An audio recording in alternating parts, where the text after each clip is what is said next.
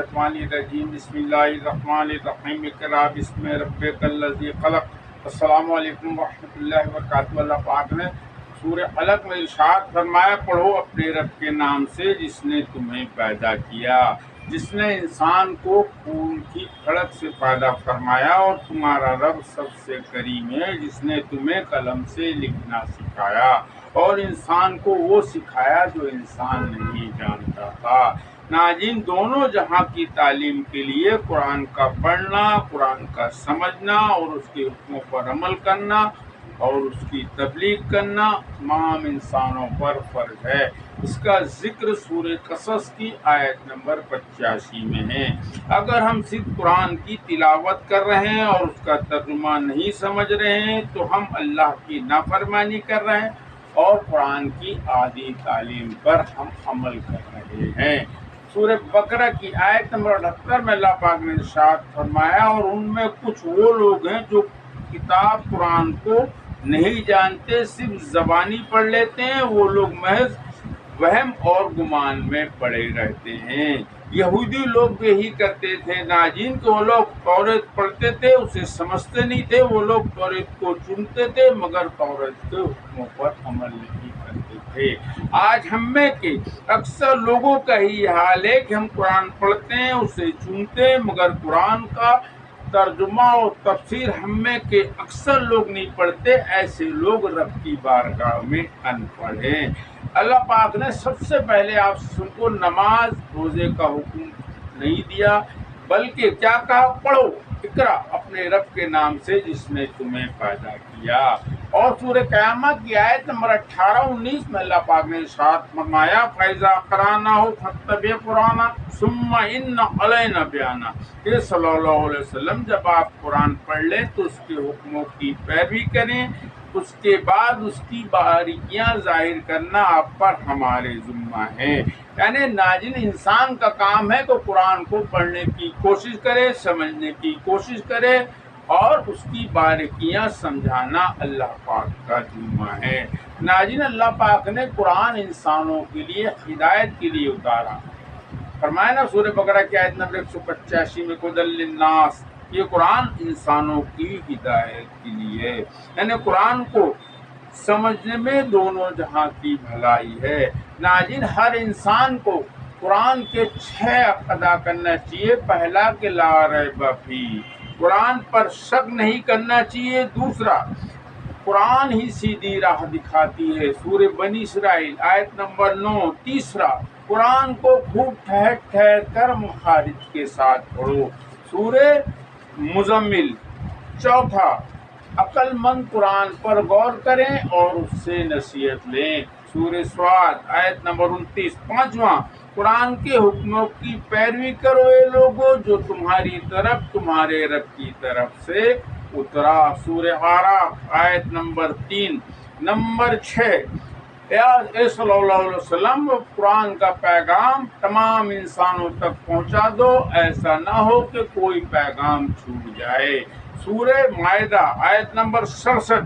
ناظرین، قرآن رحمت اور ہدایت کا ذریعہ ہے، بھٹکوں کے لیے تنبیہ ہے، گنہگاروں کے لیے تنبیہ ہے، بھٹکوں کو ہدایت ہے، شک والوں کو یقین ہے، نا امیدوں کے لیے قرآن امید ہے، مشکل میں پریشانی میں پڑے لوگوں کے لیے قرآن پاک رہنمائی ہے۔ اللہ پاک نے قرآن پاک میں اتنی ساری خوبیاں جمع کی ہیں، لیکن جب تک ہم قرآن سمجھ کر نہیں پڑھیں گے تو ہمیں کیسے پتہ چلے گا کہ اس فانی دنیا میں ہم اپنی زندگی کیسے گزاریں کہ ہماری دنیا اور آخرت دونوں بہتر ہو۔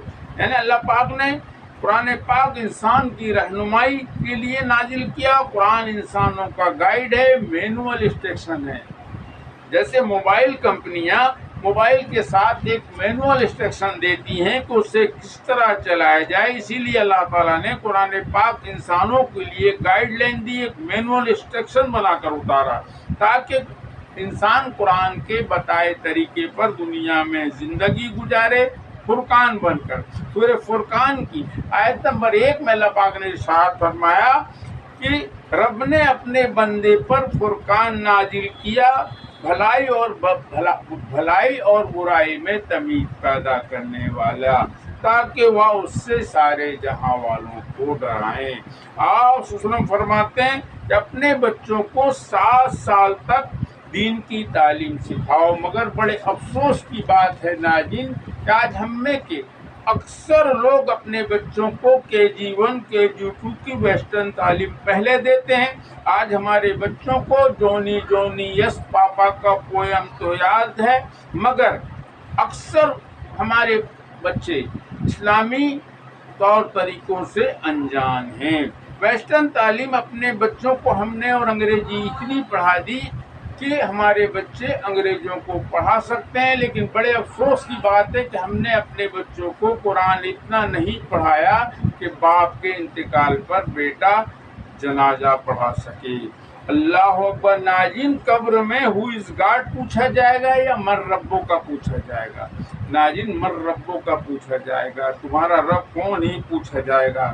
ویسٹرن تعلیم دے کر آپ اپنے بچوں کو ڈاکٹر، انجینئر، پروفیسر، مالدار بنا سکتے ہیں، مگر ایک اچھا انسان بننے کے لیے قرآن سمجھنا ضروری ہے۔ سورہ بنی اسرائیل کی آیت نمبر 109 میں رب نے فرمایا نا کہ قرآن ہی لوگوں کے دلوں کا جھکانا بڑھاتا ہے۔ بنا قرآن کی تعلیم دیے آپ اپنے بچوں کو ایک اچھا انسان نہیں بنا سکتے۔ ممکن ہے کہ بڑا ہو کر وہ جھوٹ بولے، شراب پیے، یا لالچی بن جائے، یا ماں باپ کا نافرمان ہو جائے۔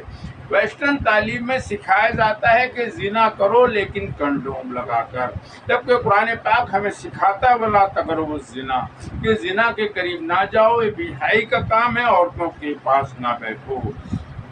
ویسٹرن کلچر کی وجہ سے زنا کاری عام ہو رہی ہے، جس سے دنیا میں ایڈس پھیل رہا ہے۔ آپ فرماتے ہیں من ابتغى الهدى فی غیرہ اضلہ اللہ۔ آپ فرماتے ہیں جس کسی نے قرآن کے علاوہ ادھر ادھر سے ہدایت تلاش کی، اللہ اسے خود گمراہ کر کے رکھ دے گا۔